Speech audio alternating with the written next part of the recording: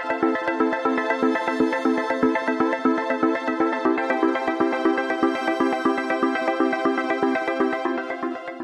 Everyone, welcome to Study Tube. इस video में हम लोग नाइट्रोजन समूह यानी कि जो हमारा ग्रुप नंबर 15 है आवर्त सारणी में, उनमें जो तत्व हैं इनके ऊपर हम लोग सवालों को करने वाले हैं। हम लोगों ने अक्रिय समूह के ऊपर सवालों को देखा, हैलोजन समूह के ऊपर सवालों को देखा, ये नाइट्रोजन समूह है। उसके बाद मैं एक वीडियो डालूंगा जिसमें हम लोग करेंगे ऑक्सीजन समूह के ऊपर सवालों को। तो ज़्यादातर जो सवाल हैं वो पूछे जाते हैं नाइट्रोजन और फास्फोरस के ऊपर, तो हम लोग मुख्य रूप से इन दो तत्वों के ऊपर ही ज़्यादा सवालों को करने वाले हैं। तो हर एक सवाल आपके लिए महत्वपूर्ण होगा, आपके एग्जाम में पूछे जा सकते हैं, इसलिए पूरी वीडियो को ध्यान से देखिए। लेकिन आगे बढ़े उससे पहले आप सभी को दिवाली की हार्दिक शुभकामनाएं। और आप चाहे भारत के किसी भी राज्य से क्यों न हो, आप सभी को छठ पूजा, छठ महापर्व की भी हार्दिक शुभकामनाएं।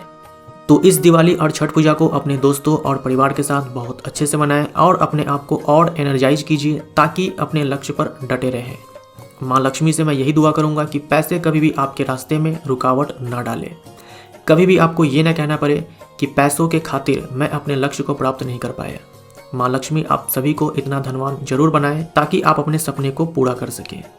तो आगे बढ़ूं उससे पहले एक बार फिर से आप सभी को happy Diwali and happy Chhath Puja. अब आते हैं आज के टॉपिक के पहले सवाल पे। वर्ग 15 में डैश को छोड़कर अन्य सभी तत्व ठोस हैं। ये पी ब्लॉक है हमारा, पी ब्लॉक के अंदर ही हमारा है ये समूह संख्या 15, या फिर हम इसको बोल सकते हैं 5A। नाइट्रोजन और फास्फोरस ये दोनों ही धातु है, माफ करना अधातु है। आर्सेनिक और एंटीमनी उपधातु है। बिस्मथ और मस्कोबियम ये धातु है। तो दो इसमें अधातु है, दो है उपधातु और दो है धातु। इसके बाद केवल इसमें नाइट्रोजन है जो कि गैस है, बाकी सारे के सारे ठोस हैं। तो वर्ग 15 में डैश को छोड़कर अन्य सभी तत्व ठोस हैं, नाइट्रोजन को छोड़ करके। तो ए हमारा यहाँ पर राइट आंसर हो जाएगा। वर्ग 15 में जो भी तत्व हैं उनके परमाणु के बाह्यतम कोश में आपको 5 इलेक्ट्रॉन दिखेंगे। 5 इलेक्ट्रॉन यानी कि संयोजी इलेक्ट्रॉन 5 और वैलेंसी 3। 8 इलेक्ट्रॉन पूरे करने के लिए 3 इलेक्ट्रॉन चाहिए, तो वैलेंसी हम लोग बोलेंगे 3, लेकिन संयोजी इलेक्ट्रॉन बोलेंगे 5। निम्न में कौन वर्ग 15 का धातु तत्व है? तो धातु तत्व कौन है? बिस्मथ और मस्कोबियम। जो मस्कोबियम है ये संश्लेषित तत्व है, सिंथेटिक एलिमेंट है। ठीक है, मस्कोबियम ये सिंथेटिक एलिमेंट है, संश्लेषित तत्व है लेकिन धातु। तो मैंने अभी आपसे कहा ऊपर के ये दोनों हैं अधातु, ये है उपधातु और ये दोनों है धातु। तो हमारा आंसर यहाँ पर बिस्मथ हो जाएगा, डी हमारा राइट आंसर। नाइट्रोजन गैस है। नाइट्रोजन ये रंगहीन गैस है, गंधहीन गैस है, स्वादहीन गैस है, तो इनमें से सभी। निम्न में कौन नाइट्रिक ऑक्साइड का रासायनिक सूत्र है? नाइट्रिक ऑक्साइड हम लोग बोलते हैं नाइट्रोजन मोनोऑक्साइड को। ये हमारा यहाँ पर आंसर हो जाएगा। ये है नाइट्रिक ऑक्साइड, ये है नाइट्रोजन डाई नाइट्रोजन ऑक्साइड बोल दो या फिर नाइट्रस ऑक्साइड बोल दो। ये है डाई नाइट्रोजन यानी कि 2 नाइट्रोजन, डाई नाइट्रोजन ऑक्साइड। ये है नाइट्रोजन डाई ऑक्साइड यानी कि 2 oxygen, die nitrogen try oxide, die nitrogen try oxide. यहाँ देखो आप जानते हो कि जो अधातु के ऑक्साइड होते हैं वो अम्लीय होते हैं, लेकिन ये जो नाइट्रिक ऑक्साइड है या फिर नाइट्रोजन मोनोऑक्साइड है या फिर ये नाइट्रस ऑक्साइड या फिर डाई नाइट्रोजन ऑक्साइड, ये न्यूट्रल ऑक्साइड्स होते हैं। ये अम्लीय या फिर क्षारीय नहीं है, ये उदासीन है। तो ये आप ध्यान में रखिएगा। इसके अलावा जो भी आप ऑक्साइड्स यहाँ पर देख रहे हो, अगर आप इसको छोड़ दो तो इसको छोड़ दो और फिर इसको छोड़ दो, तो ये दोनों जो है ये अम्लीय हो जाएंगे। यहाँ पर जो हमारा जनरल रूल है कि अधातु के ऑक्साइड अम्लीय होते हैं, ये यहाँ पर लागू होगा, बट इस केस में आपको ध्यान में रखना है कि ये उदासीन है, अम्लीय नहीं है। डैश को छोड़कर सभी तत्व अपरूपता प्रदर्शित करते हैं। फास्फोरस है, आर्सेनिक है, नाइट्रोजन है, बिस्मथ है। तो नाइट्रोजन हमारा आंसर हो जाएगा। नाइट्रोजन का कोई एलोट्रॉप नहीं है, कोई अपरूप नहीं है, तो सी हमारा यहाँ पर आंसर हो जाएगा। जैसे फास्फोरस में हम लोग बोलते हैं ना कि श्वेत फास्फोरस, लाल फास्फोरस, काला फास्फोरस, वैसे नाइट्रोजन के पास जो है कोई अपरूप नहीं है, बाकी सबके पास है। नाइट्रोजन को छोड़ दो तो समूह संख्या 15 में जो भी तत्व है सबके पास कुछ न कुछ अपरूप है, यानी कि वो एलोट्रॉपी शो करते हैं। बिस्मथ का रासायनिक प्रतीक है Bi। ये बिस्मथ का रासायनिक प्रतीक है, ये है धातु। नाइट्रोजन की सह संयोजकता यानी कि कोवैलेंसी अधिकतम कितनी हो सकती है? मैक्सिमम कितनी हो सकती है? मैक्सिमम 4 हो सकती है। सी हमारा आंसर। नाइट्रोजन को आप कभी भी 4 से ज़्यादा बाउंड बनाते हुए नहीं देखोगे। सहसंयोजकता का मतलब यही होता है कि मैक्सिमम कितना बाउंड नाइट्रोजन बना सकता है। नाइट्रोजन मैक्सिमम 4 बाउंड बना सकता है, इससे ज़्यादा वो नहीं बना सकता है। जब भी 4 बाउंड बनाएगा उसके ऊपर आपको एक प्लस चार्ज दिखेगा। अगर 3 बाउंड है तो फिर प्लस चार्ज नहीं दिखेगा, एक लोन पेयर दिखता है। लेकिन जब 4 बाउंड बनाएगा तो एक प्लस चार्ज आपको जरूर दिखेगा।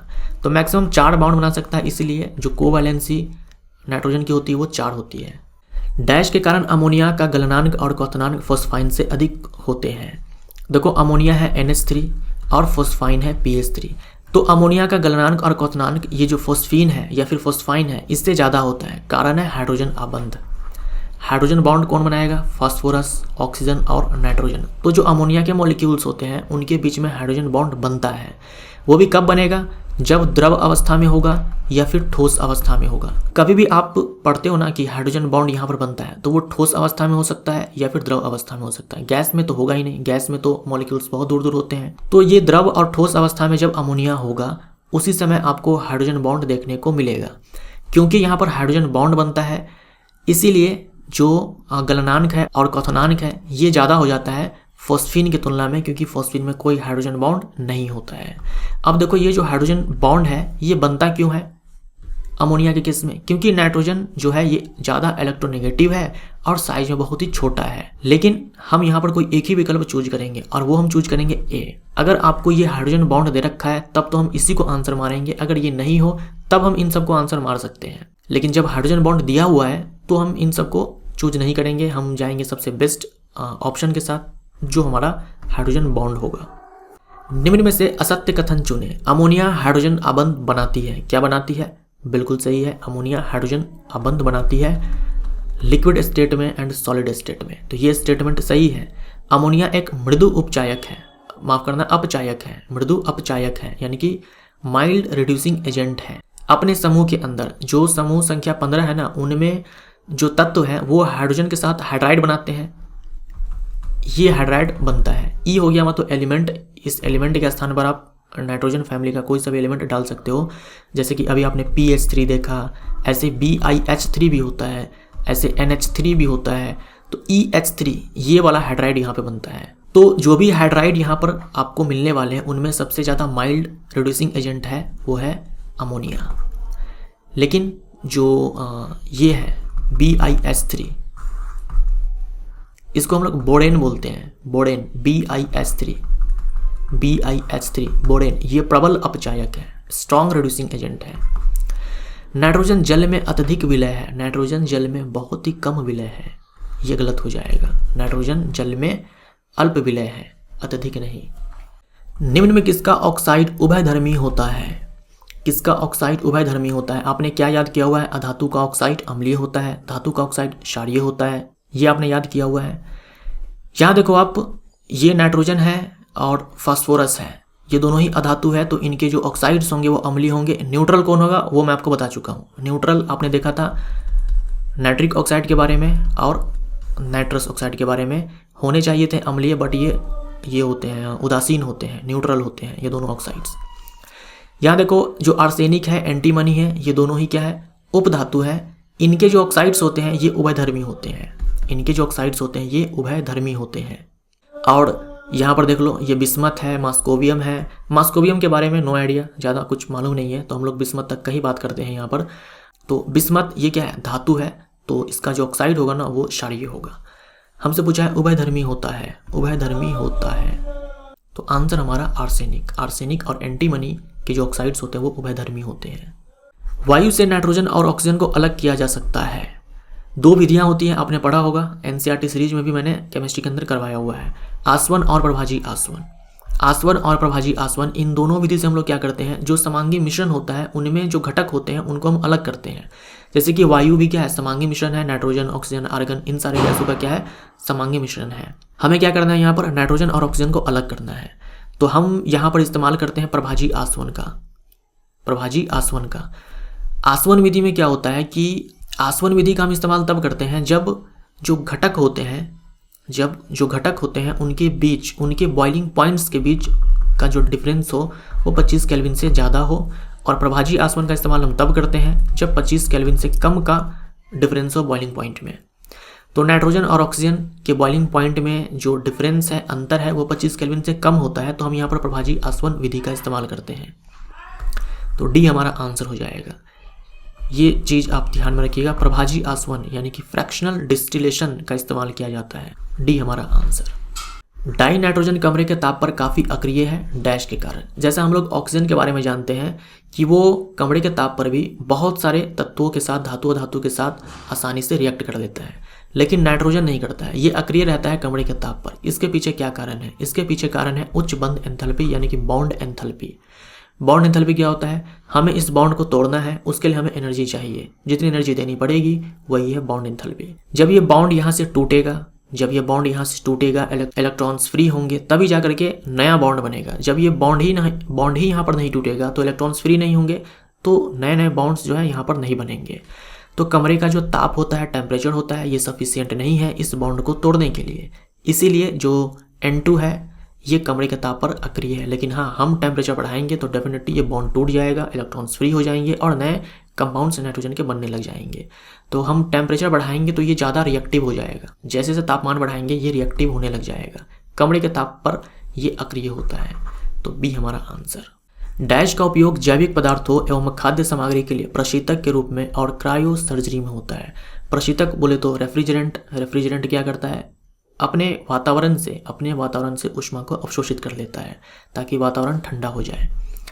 क्रायो सर्जरी, क्रायो का मतलब ही होता है एक्सट्रीम कोल्ड, अत्यधिक ठंड, और सर्जरी का मतलब आप जानते हो। तो क्रायो सर्जरी में क्या होता है कि सर्जरी किया जाता है अत्यधिक ठंड में। वहाँ पर पूरा एक वातावरण क्रिएट किया जाता है जहाँ पर बहुत ही ज़्यादा ठंड होता है, एक्सट्रीम कोल्ड होता है, वहाँ पर सर्जरी को परफॉर्म किया जाता है। उसी को हम लोग क्रायो सर्जरी बोलते हैं। तो यहाँ पर लिया जाता है लिक्विड नाइट्रोजन, दूसरे गैस भी लिए जा सकते हैं लेकिन जो सबसे कॉमन है वो है लिक्विड नाइट्रोजन। तो ए हमारा यहाँ पर आंसर। अब यहाँ पर देखो कुछ उपयोग है डाई नाइट्रोजन का यानी कि N2 का। तो वीडियो को पॉज कीजिए और एक बार इसको आप खुद से पढ़िए। व्यापक स्तर पर अमोनिया डैश द्वारा बनाई जाती है। व्यापक स्तर पर अमोनिया यानी कि NH3 अमोनिया ये बनाई जाती है हैबर प्रोसेस के द्वारा। हैबर प्रोसेस के द्वारा अमोनिया बनाई जाती है व्यापक स्तर पर, यानी कि इंडस्ट्रियल प्रोडक्शन जो है अमोनिया का इस प्रोसेस के द्वारा होता है। इसमें नाइट्रोजन और हाइड्रोजन को रिएक्ट करवाया जाता है इस टेम्परेचर पर, तब जाकर के अमोनिया बनता है। और फिर इस अमोनिया से जो हम बनाते हैं नाइट्रिक एसिड, इस अमोनिया को ऑक्सीडाइज करके, ऑक्सीकृत करवा करके हम बनाते हैं HNO3 नाइट्रिक एसिड। ये जो प्रोसेस होता है इसे बोलते हैं ओस्टवाल्ड प्रोसेस। तो अमोनिया से हम बनाएंगे नाइट्रिक एसिड, ये होगा ओस्टवाल्ड प्रोसेस। व्यापक स्तर पर नाइट्रिक एसिड का प्रोडक्शन इस मेथड से होता है, लेकिन अमोनिया का प्रोडक्शन हम करवाएंगे हैबर प्रोसेस द्वारा इस प्रकार से। तो ये जो हैबर प्रोसेस है, ओस्टवाल्ड प्रोसेस है, ये सब काफ़ी फेमस है, याद रखिएगा। निम्न में असत्य कथन चुने। अमोनिया एक तीखी गंध वाली रंगहीन गैस है। अमोनिया तीखी गंध वाली है, गंध तो है बट रंग नहीं है। जल और अमोनिया हाइड्रोजन आबंध नहीं बनाते हैं, तो ये गलत हो जाएगा। अमोनिया अभी आपने देखा कि अगर लिक्विड स्टेट में है, सॉलिड स्टेट में है तो हाइड्रोजन बॉन्ड यहाँ पर बनेगा। ऐसे ही जल में भी आपने पढ़ा हुआ है कि यहाँ भी बनता है, तो यहाँ लिखा हुआ है कि नहीं बनता है, तो ये हमारा आंसर हो जाएगा क्योंकि ये गलत है। अमोनिया गैस जल में अत्यधिक विलय है, तो ये भी सही है। अमोनिया जल में जो है वो सॉल्युबल है। अमोनिया एक लुईस क्षार है। लुईस क्षार किसको बोलते हैं? लुईस बेस किसको बोलते हैं? जो लोन पेयर को देता है, या फिर बोल दो जो इलेक्ट्रॉन को देता है, उसे हम लोग लुईस क्षार बोलते हैं। यहाँ देखो इसके पास एक लोन पेयर है, ये डोनेट कर सकता है। अगर ये डोनेट कर सकता है मतलब ये लुईस बेस है। यहाँ देखो ये सिल्वर प्लस लिखा हुआ है, इसके पास इलेक्ट्रॉन की कमी है, तो जो इलेक्ट्रॉन को एक्सेप्ट करता है उसे हम लोग लुईस एसिड बोलते हैं। तो अमोनिया यहाँ पर लुईस बेस है, ये लुईस एसिड है। तो ये क्या करेगा? इसको इलेक्ट्रॉन देगा, ये देगा और ये लेगा। ऐसे ही जो जल है H2O, ये क्या है? इसके पास भी 2 लोन पेयर होता है। ऑक्सीजन के पास 2 लोन पेयर होता है यहाँ पे। ये भी क्या है? लुईस बेस है, क्योंकि लोन पेयर है तो ये आराम से डोनेट कर सकता है। तो अमोनिया एक लुईस क्षार है, ये सही है। नाइट्रस अम्ल का रासायनिक सूत्र है। ये है अमोनिया का, ये है नाइट्रिक एसिड का, ये है नाइट्रस एसिड का। मतलब नाइट्रिक एसिड से एक ऑक्सीजन कम कर दो तो नाइट्रस एसिड आपको मिल जाएगा। ये है हाइपोनाइट्रस एसिड, ठीक है, हाइपोनाइट्रस एसिड H2N2O2, ये है हाइपोनाइट्रस एसिड। निम्न में कौन एक रंगहीन द्रव है? निम्न में कौन एक रंगहीन द्रव है? यह है नाइट्रिक एसिड, नाइट्रिक अम्ल। निम्न में कौन सी धातु सांद्र नाइट्रिक अम्ल में घुल जाती है? जो सोना है, प्लेटिनम है, एल्यूमिनियम है, क्रोमियम है, ये सब सांद्र नाइट्रिक अम्ल में नहीं घुलते हैं। तो हमारा आंसर यहाँ पर डी हो जाएगा, जिंक।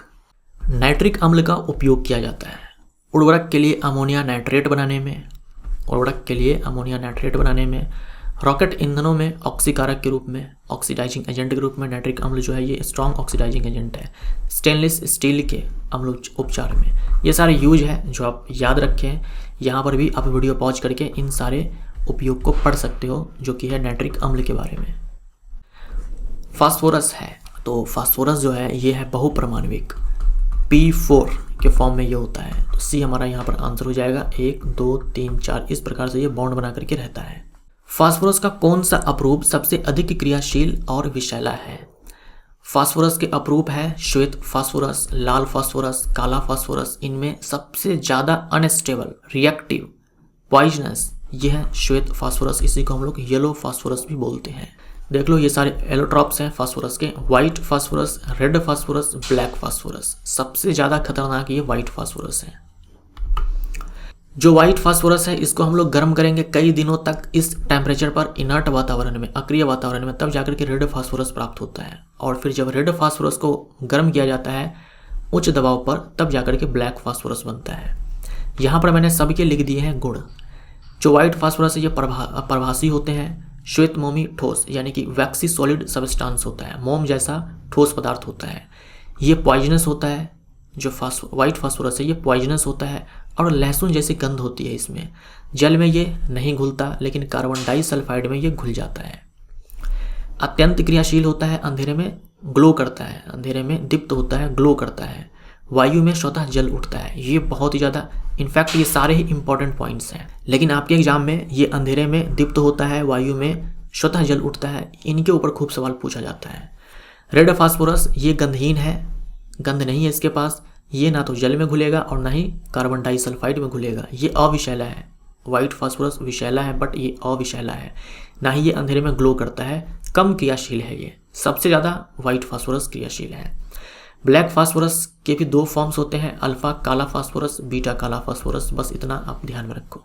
श्वेत या पीला फास्फोरस का गुण नहीं है, मतलब कौन एक प्रॉपर्टी नहीं है व्हाइट फास्फोरस का? वाटर में डिजॉल्व होना, पानी में तो ये घुलता ही नहीं है, तो ये प्रॉपर्टी नहीं है। तो ये हमारा यहाँ पर आंसर। बाकी वायु में जल उठता है अपने आप, विषैला है, अंधेरे में दीप्त होता है। ये सारे के सारे प्रॉपर्टीज हैं व्हाइट फास्फोरस के। इसी को हम लोग येलो फास्फोरस भी बोलते हैं। लाल फास्फोरस नहीं है। लाल फास्फोरस ये गंधहीन है और अविषैला है, ये सही है। अंधेरे में दीप्त होता है, ये गलत है। अंधेरे में दीप्त नहीं होता है, ये केवल श्वेत होता है। जल में अघुलनशील है, तो ये भी सही है। श्वेत फास्फोरस से कम क्रियाशील है, तो ये भी सही है। बी हमारा आंसर। निम्न में कौन एक रंगहीन सड़ी मछली के समान गंध वाली अत्यंत विषैली गैस है? ये रंगहीन है। मछली जब सड़ जाती है तब जो वो स्मेल करती है वैसी गंध है और ये पॉइजनस है। यह है फॉस्फीन, PH3 फॉस्फीन। फॉस्फीन भी क्या है? वायु में स्वतः जल उठता है। बी हमारा आंसर। फास्फोरस का परमाणु भार है। फास्फोरस की परमाणु संख्या कितनी है पहले तो ये बताओ। फास्फोरस की परमाणु संख्या है 15, परमाणु भार है 31। तो बी हमारा आंसर 31। निम्न में कौन हाइपोफास्फोरस अम्ल है? हाइपोफास्फोरस अम्ल, ये सारे फास्फोरस के अम्ल हैं। हाइपोफास्फोरस, ऑर्थोफास्फोरस, पायरोफास्फोरस। हाइपोफास्फोरिक, ऑर्थोफास्फोरिक, पायरोफास्फोरिक, मेटाफास्फोरिक। और ये है ऑक्सीकरण संख्या, अलग अलग एसिड में फास्फोरस की ऑक्सीकरण संख्या। हमसे पूछा हाइपोफास्फोरस, तो हाइपोफास्फोरस है H3PO2। ये हमारा आंसर। निम्न में से किस अधातु को जल में डुबाकर रखा जाता है? तो ये जो अधातु है ये है फास्फोरस। फास्फोरस में भी जो व्हाइट फास्फोरस होगा उसको जल में डुबा करके रखा जाएगा, क्योंकि जल में नहीं घुलता है और अगर हवा में रहा तो अपने आप जल उठेगा, इसीलिए बी हमारा आंसर। निरापद दिया सलाई के बनाने में उपयोग किया जाता है। जो सेफ्टी माचिस होता है उसको बनाने में उपयोग किया जाता है। लाल फास्फोरस, पोटेशियम क्लोरेट, कांच के चूर्ण, इनमें से सभी हमारा आंसर हो जाएगा। यहाँ देखो, यहाँ पर जो पदार्थ लगा होता है उसमें सबसे ज़्यादा होता है पोटेशियम क्लोरेट, KClO3। तो ये आपको ध्यान में रखना है। ग्लास पाउडर भी इसमें मिक्स होता है और भी तरह के पदार्थ इसमें मिक्स होते हैं, बट मेनली जो है ये होता है पोटेशियम क्लोरेट।